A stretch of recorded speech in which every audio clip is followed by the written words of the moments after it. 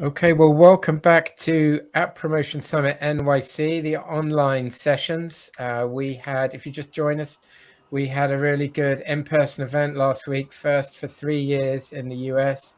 That was great, had 250 people back together in person, but we've got some great stuff happening today. Our last session today, very, very happy to welcome our next speaker to the virtual stage. He's got an amazing story to tell. It's an amazing app. You should definitely download it. I have done, and but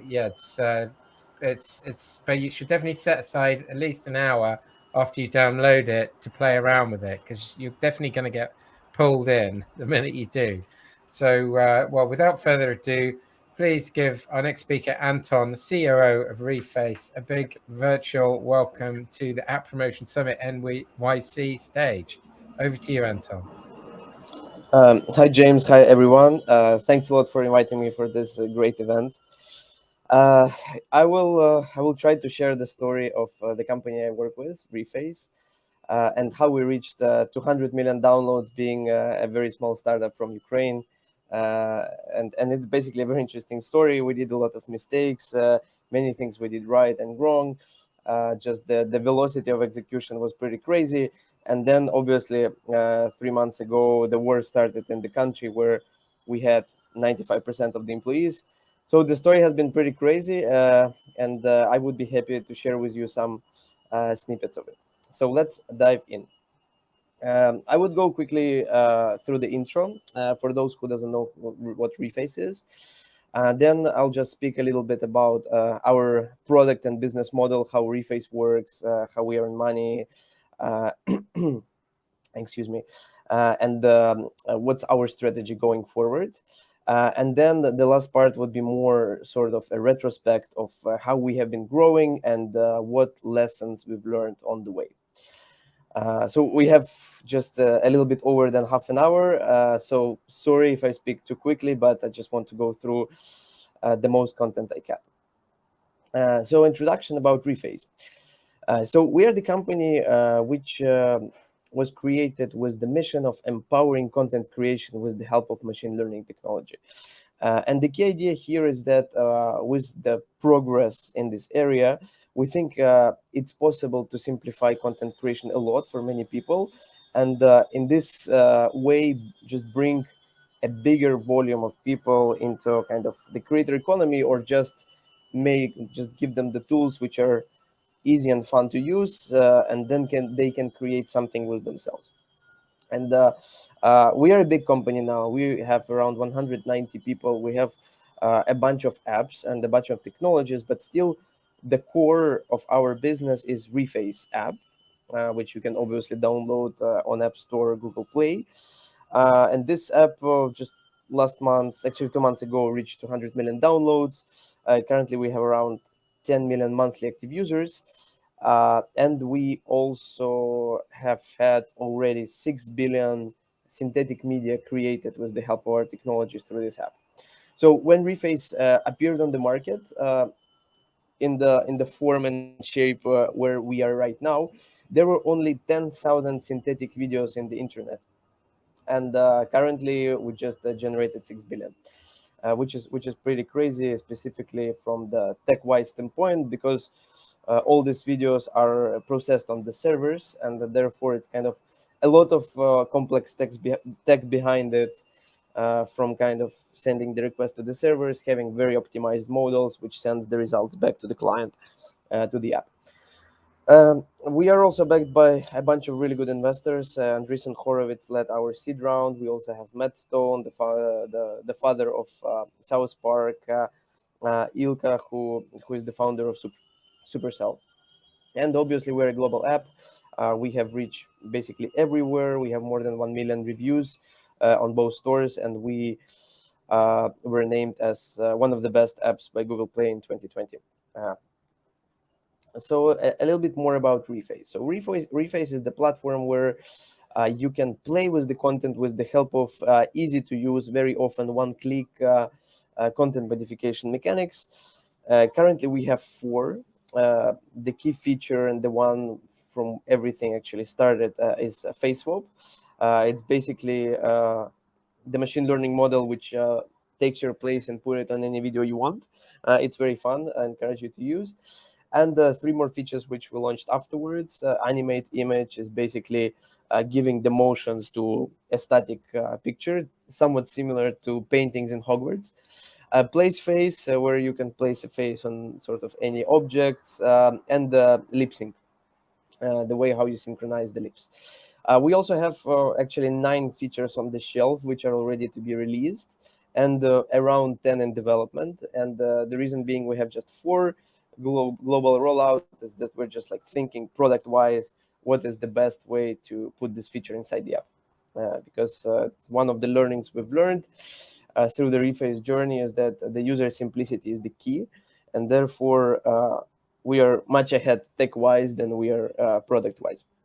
So we have quite a lot of interesting stuff on the shelf, which I hope will come pretty soon on the market. Just a couple of words how Reface works. And again, I think the audience is pretty diverse. So for some people, it would be just very easy and obvious, but maybe for the others, it would be interesting. So the whole idea of current Reface is that we build the experience around AI magic, artificial intelligent magic. And the reason being just like how we place content, how we try to frame users is that we want them to come to Reface with kind of raw ideas of what they want to create or just to explore. And then with the help of our UI, UX, and other things, we try to frame user to think about something funny, which sits in the intersection of content and very often personalized content or culturally relevant content, which you can also find on the app, and some machine learning tool which make this magic, right? And as a result, users get a meme, which is fun, viral, unique, culturally relevant, and personalized. And then this content sort of goes out to the internet and basically attracts more and more users. So here is a little bit ugly slide of our product model. We definitely have some marketing budget, but again, the share of organic traffic is between 85 to 95%, depending on the months. And how it works is that the users learn about Reface. We actually have a pretty strong brand name and recognition. They come, then our job is basically to convert them from an install to a kind of monthly to an active user, the one who use at least one Reface, like creates at least one synthetic media. Then we obviously try to push the numbers of sessions, the time, the duration of the sessions, as well as this creative sort of creative actions within the app. And then we also try to push the user inside the app to save and share what he or she has created, because this is actually what goes to the friends through WhatsApps, Instagrams, TikToks of the world. And then the fact that we have a watermark there, and also people kind of familiar what Reface is, we drive the organic traffic, which is very important for our kind of machine. And obviously we're focused on retention as well, so users just keep coming back, and we sort of build an experience which is much more than just an interesting gimmicky thing which you can experience once and then never go back. And then on top of this product model, we lay over the business model, because for us, especially in this environment when the markets are sort of being squeezed, it's also very important to earn. Therefore, our business model is sort of works both on subscriptions and ads, and we try to monetize the paid users by offering them a paywalled experience, which is ads free. It also has more functionality and some premium content. And on the side of the free user, we have quite a lot of free users as well. We try to generate revenue through ads. And here everything comes back to kind of the product effectiveness, retention, how much users use it, how much they share. So everything is linked, and we sort of, when you think about our kind of internal strategy and operations, we have a very sort of a business model which broken down in many pieces, and each piece we try to kind of prioritize and try to find levers how to influence it, so the whole kind of result of the app goes up. So in this sense, we're quite data driven, numeric driven, and very structured in the way how we work. And then also, obviously, a couple of words about the strategy. So I think our key competitive advantage is that we managed to build the factory of machine learning tools. And so from the beginning of their journey, it took us 1.5 years to develop a first machine learning feature, which is face swap. And so far, we built a very strong team of 90 tech people. We processed more than 5 billion synthetic video images. And also, we developed this unique tech infrastructure, which basically starts from ML research, when our machine learning engineers try to come up with the new feature which would be relevant and useful.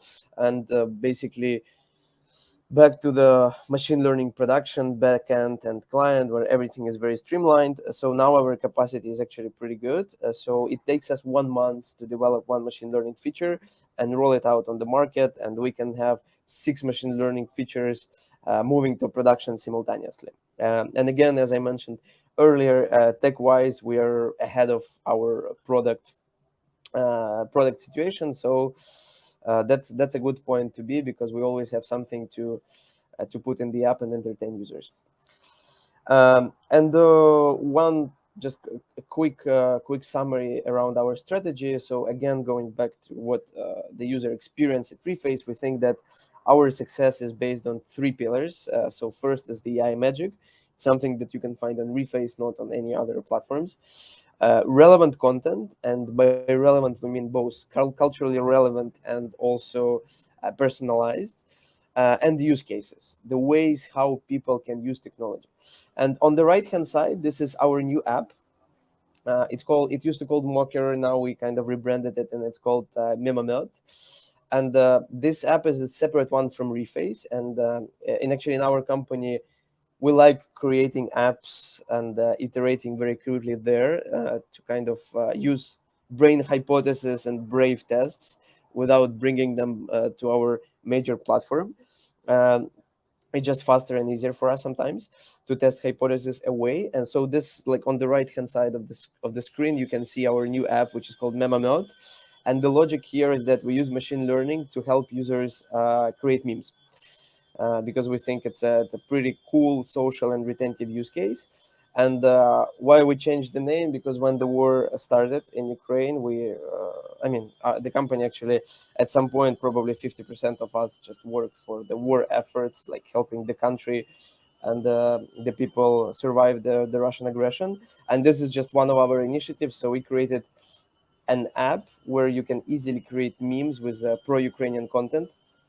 And then we also build a social experience around it, and we find it actually pretty useful for people to help fight anxiety with the help of this app. So yeah, this is our strategy, 3 pillars, and then the way how we test hypotheses and iterate. It can be different apps, it can be kind of A/B testing on our major Reface platforms, and kind of our goal is to move as fast as possible to deliver cool experience for our users. And now, very quickly, the phases of growth. So I chatted a little bit about the snapshot where we are now and where we're moving, and the rest of the presentation I'll just dedicate to the learnings and a little bit of like a history lesson on Reface, what happened and why we're ended up where we are right now. So I think a very typical chart and the evolution for any startup. We started as pirates. We had actually, interestingly enough, we didn't have the problem first, we have the tech first. So we had a technology which was able to move faces into pictures, and then later GIFs, and then later videos. And we just wanted to think, okay, what would be the best use case of this technology? So here, kind of following the design thinking idea, we tried to diverge as much as possible. We tried the B2B cases, we tried different applications in B2C. But then finally, we kind of hit this product market fit of having this short, fun videos and our technology on top. And then since then, we started growing like hell. So it was probably June, July 2020. And again, the team was scaling, our knowledge, kind of marketing capabilities, monetization capabilities were also scaling. But then it was also like, like every day you have hundreds of thousands of downloads. And it's actually very hard to manage growth, and actually very hard to grow effectively, because you need to build all this like infrastructure, but you don't have time. You try to work through users. So it was like very good times. And now we moved more towards the third phase, which is scientists. And as we have a very big team of 190 people, and I mean, we have a little bit more knowledge, time, and infrastructure already in place, we try to be much more scientific in the way how we build features, test hypotheses, how we do marketing, how we try to monetize the app. So now there is this like operational efficiency part kicks in quite a lot. And I think it's a typical evolution of any startup, but just to tell you that Reface is not very different from that. And here's the part, lessons learned. So I found 12 lessons on the way how we build the company. Some of them, again, may be quite obvious, but the others I hope would be helpful for your specific case or just an interest. So the lesson one, I mean, everything starts with the product, and unless you build a cool product, it's impossible to grow very well. I mean, you know better than me, but the market is extremely competitive. There is huge competition for the attention span. There is huge competition for the marketing inventory to showcase your product. So without a good product, there is no sense to grow. And for us, the major leap was actually moving from the form of content. So we worked with pictures, like images, like static images and GIFs. We moved towards videos. We had pretty limited content in the app, which was not structured well, and for a user it was quite difficult and sometimes painful to navigate. And also we didn't have very good quality of face swap. And working through all of these three things, we hit the product market fit. Especially, I think the most important was the video content, and then the app just took off.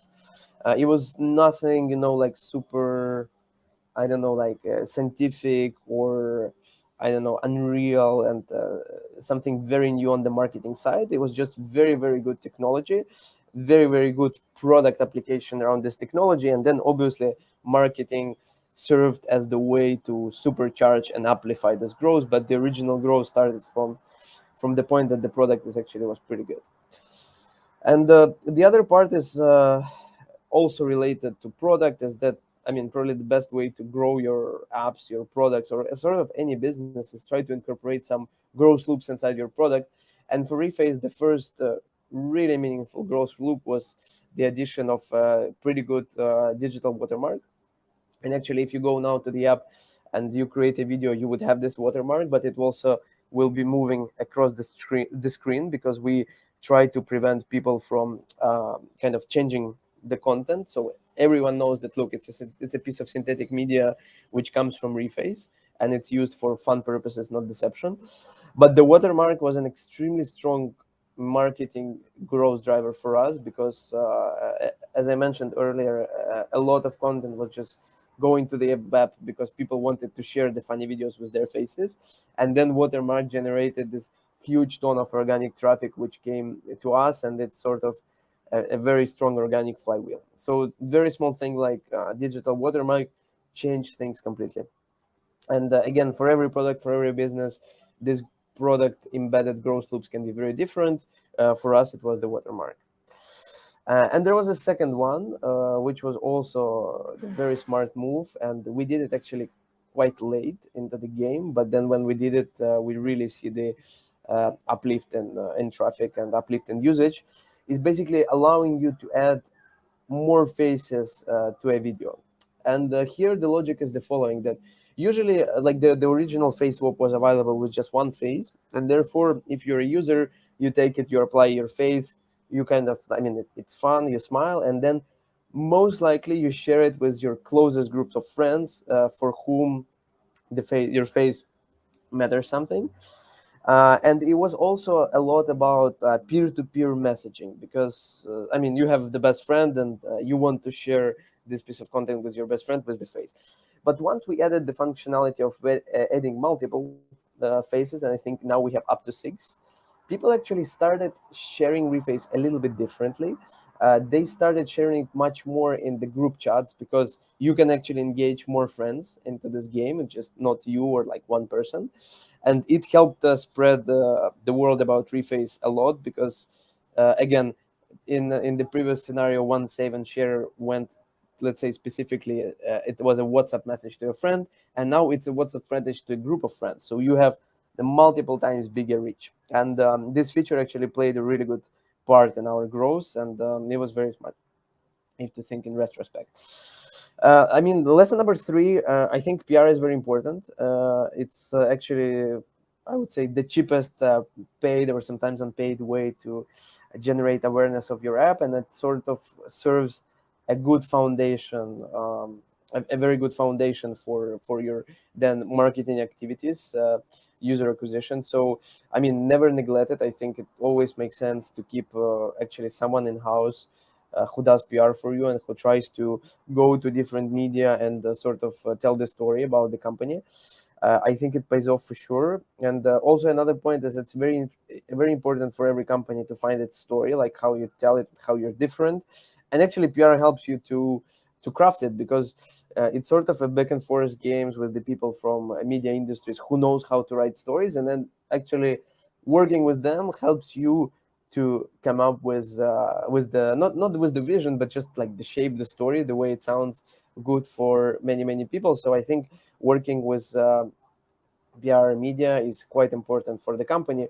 And again, I mean, for Reface, it was quite a lot of PR before we actually took off. And I mean, naturally, we were pretty well positioned to do PR because it's, like it's related to content, to popular content. It's also about the technology, which is quite novel. So it was easier for us to open the doors. But then again, I think every company can find its way. And then when the growth started, when we started using influencers, when we started using paid channels, I mean, PR helped us quite a lot.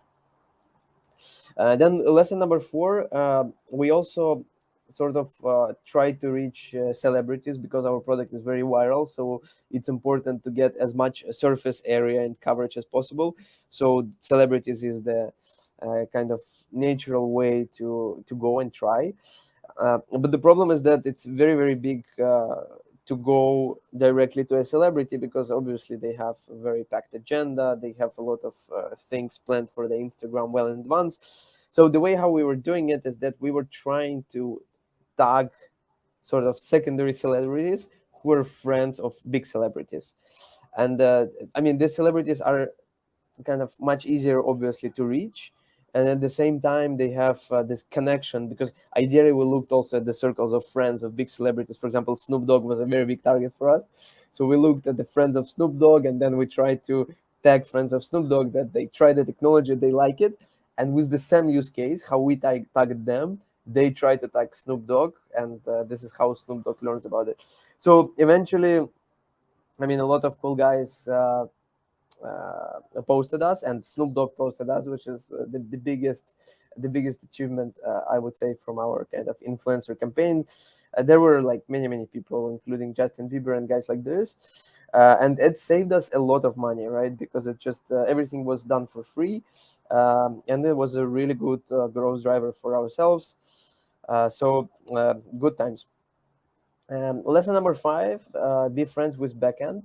And here I think kind of on the left hand side, this picture illustrates what we have when Brazil suddenly took off at the beginning of our journey, and backend just couldn't cope with it. And for us, at that particular time, Brazil was not a focus because we didn't have sort of the storytelling marketing strategy specifically for this market. And also we were trying to target sort of tier one markets, which are more wealthy, such as the US or Western Europe. And then suddenly, somehow, there was a spillover effect from the geographies we were targeting, that the Brazil starting taking off. And then we had a lot of problems with backend. And we actually tried to come down the growth. And here I think the lesson is sort of a little bit broader, that I mean, if you kind of build your marketing strategy, you need to always think 360 of what other people are doing, how prepared they are, and just sort of keep communicating with everyone, so you don't have problems from seemingly a good and very favorable event which happens. Then lesson number 6, cherish inbound partnerships, and be careful with the outbound ones. And here the story is that we worked with quite a few celebrities to post their content at Reface app, and also sometimes to power the experience on their platforms with the help of our technology through API. And what we've learned is that for us, I mean, closing inbound partnerships is, I mean, obviously easier than outbound ones, but for us it was just so much easier. And we actually changed the strategy of having sort of a small partnership slash sales team reaching out to celebrities for just like working much more closely and diligently with the ones who come to us, so we sort of keep these partnerships recurring. um, I move on. We don't have that much time. So lesson number 7, found a factory of creatives. And at Reface, we do user acquisition. Again, it's from 5 to 15% of users who are coming through these channels, but it's also an important driver because these users drive the organic ones as well. And what we found very effective is just the huge iterative machine on the creatives. And just to put some numbers, we create around 80 creatives per month with the team, and obviously we put them in rotation. We try to learn how they work. But what's interesting, we also sort of split the work in the creative production in multiple streams. So one stream is just sort of iterating to the creatives which worked, so just like tweaking them a little bit and not deviating that much. So the second stream is more about kind of coming up with the other good ideas. And the third stream, which actually worked out pretty well for us, is the stream focused on creating like a completely strange ads creatives, which doesn't make any sense sometimes. One of the initiatives we had, we just hired power users of Reface, and we gave like a small workshop for them how to create a creative, and then their job was just to generate as many ideas as possible. So here also we try to dedicate some part of our resources and the budget to test pretty crazy ideas in terms of creatives. And actually it worked quite well for us, and quite a few these crazy ads ended up in like top 10%, which are being rotated on different platforms. So lesson number 8, hunt for organic traffic. And I mean, I think it's relevant for every company, but specifically for Reface, which relies so much on organic traffic, is that you need to learn uh, from history, from data points, and also create quite a few tests to learn actually what influences organic traffic, right?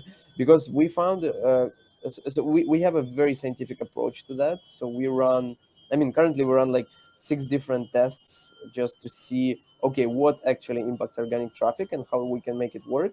And again, just to give you an example, we found a pretty strong correlation is that if we promote the app kind of in Western India with the specific time of content, the demand also picks up in the US because there is a lot of social connections between these regions. And we learn and study these small things just to be sure that we know how organic traffic performs and how we can influence with the help of paid traffic.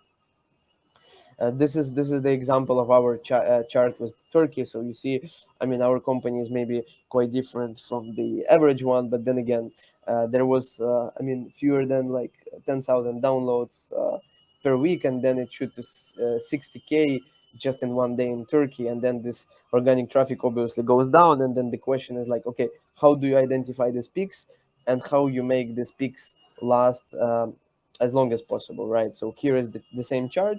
So the green line is the organic traffic, and then the red line is paid traffic in the way. So we didn't have it. Then you see there is a spike, and then we started spending a little bit just to prolong the organic spike, which come up with I don't know. It was like October 2020. So we just want to make it longer. But then again, if you look at this chart, actually it's a pretty bad job because we did not identify this peak, and it took us a couple of days just to switch on the a paid traffic machine. So it means that this spike was pretty unexpected for us. So I mean, it's good. It's obviously positive, but in terms of our like internal kind of culture and processes, I think it was a pretty bad way of handling it. We should should have done much more. We should have identified it better. We should have chipped in earlier with paid acquisition. But that's just an example how diligently we look at organic traffic and try to influence that. Lesson number 9, super important one actually. Hire a monetization team, and then here on the left hand side of the slide, you see the first screenshot. Bro doesn't watch ads. This is our kind of seemingly funny way back then to convert people to premium. So Bro is actually pro. If someone didn't get this very silly joke from us. And then at some point, and actually much later than we should have, we hired a product monetization team, which consists of a product manager, data analyst, 2 people on iOS, 2 people on Android. And then these guys started working very professionally and diligently with subscription and ads inside the app. And I mean, the monetary results were like, it was impossible to compare. It was extremely efficient. Therefore, I mean, apps have different strategies, and obviously, like some of the apps don't want to monetize for longer. But in the current circumstances, when the markets are going down quite crazy, I mean, at least the public ones, and we see kind of similar trend, a pretty worrying one in the private markets. More and more apps, more and more startups would need to think about how to build a business model probably earlier than they thought, let's say, a year ago. And here my advice would be definitely hire a product monetization team. I mean, the return on your investment would be really good. And we did it too late, unfortunately. And then lesson number 2, more tests. Again, here is the example of the tests we run on paywalls, and we do like a lot of different things. Obviously, we try the different durations. I mean, if we talk about paywall, right? Different durations, copyright. We put paywall in the different parts of the experience. But everything goes through a test.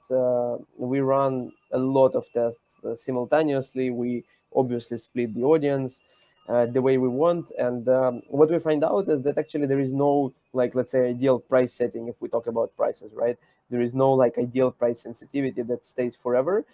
It's more about just testing, and it pays off. So one of the KPIs we have for the team is just to increase the rate of testing, and like how many tests did you do this week, for example. I mean, lesson number 11. I mean, your analytics is not good enough for sure at any point in time. And right now, we think we're quite good at it because we have so much data, and it's just, I don't know, just impossible not to use it.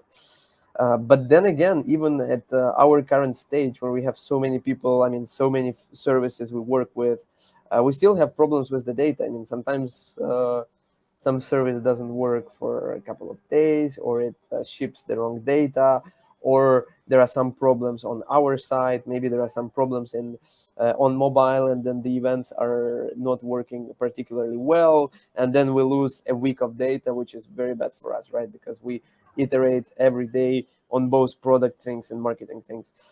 Therefore, I think every sort of CEO person from C-suite of a company needs to spend a lot of attention on building data capabilities for the companies, because in B2C business, it's extremely important, right?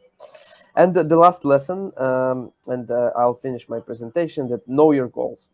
And I think for quite a long period of time, our marketing tried to achieve everything, right? So we tried to increase the number of installs, so that daily active users grow. We tried to find this like hype trends where we collaborated with the multiple artists. We get some really good publications. We also tried to earn, and like LTV CAC was like a super important metric at some point in our marketing department. We tried to optimize for that, but then again, if you optimize for this metric, maybe you lose some other things which are also important for other parts of the company. So marketing was trying to achieve everything, and I mean, everything in this world doesn't work, and therefore I think it's very important for the marketing and monetization department just to think what are the current goals of the company, think a little bit ahead, what's coming next if we achieve the current goals, right? And also have a very good 360 understanding of what's happening in the company and when strategically wise it's going, right? Whether you iterate more on the product or you want to stay like in a smaller scale community because you don't have either backend capabilities so far, or you just want to iterate on the smaller user base, not to kind of digest it too quickly. Or maybe you want to optimize for money, but then if you do that, your user experience will decrease most likely, right? Because no one likes paywalls and ads. Therefore, it's very important to know your goals, and these goals should be aligned with the bigger organization. So that's it. Thank you very much for listening. James, passing over to you.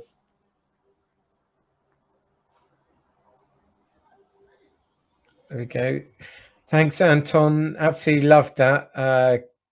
Can't believe you had 12 lessons. Normally we get like 6, 7, and all really good ones. And I would definitely say to anyone who's not, download the app, and you really see some of these things Anton's talking about in the presentation. The monetization's very clever, the viral loops, and you'll find yourself sending videos with 3 people in doing the lip syncing. Yeah. So I know you've got to head off. There was one very quick question. What about those first users? So it looked to me on your graph that you're even PRing things, doing sort of proper PR before you really had liftoff. So is that how you got the first users, or you already had a good product and you were pumping it up, or did it start with a sort of MVP with the gifts and that gave you enough to build them? Yeah, very, very good question. Very good question. So, I mean, we were working the spirit of a typical startup. So we were running everywhere at full speed. So the product was iterating on the product side. User acquisition was trying to like buy here and there a little bit, and the PR team was trying to do the publications because, look, we were interesting story even before we took off because it's synthetic media. It's sort of related to areas which are kind of gray in the internet when people use this technology for deception. So it was interesting for the media, and PR definitely helped us. I mean, one other thing which helped us a lot is that Elon Musk actually did the thing with our app right at the beginning. So I think it's this all sort of multiple efforts on many fronts helped us to take off, right? And if we talk about the target user, I mean, for us it was probably at the beginning sort of this tech enthusiast who, I don't know, like read the news about the startups. He or she is very interested in the technology.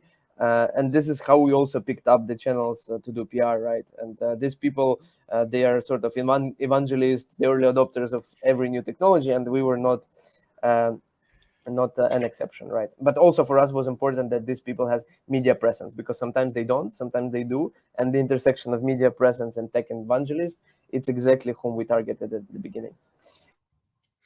Got it. Well, I know we've got to head off now, Anton. Really appreciate you taking part today. I think Reface is a brilliant app and company, and you're pioneering this whole new category. I love this idea of synthetic media. You can pretty much only do it on the phone. It's completely native to mobile and apps, and super exciting what you're doing. So really appreciate what you coming and sharing those lessons today, and hope we can see you in person soon. Absolutely. Thank you very much, James. Thanks for inviting, and thanks everyone for listening. Thanks, Anton.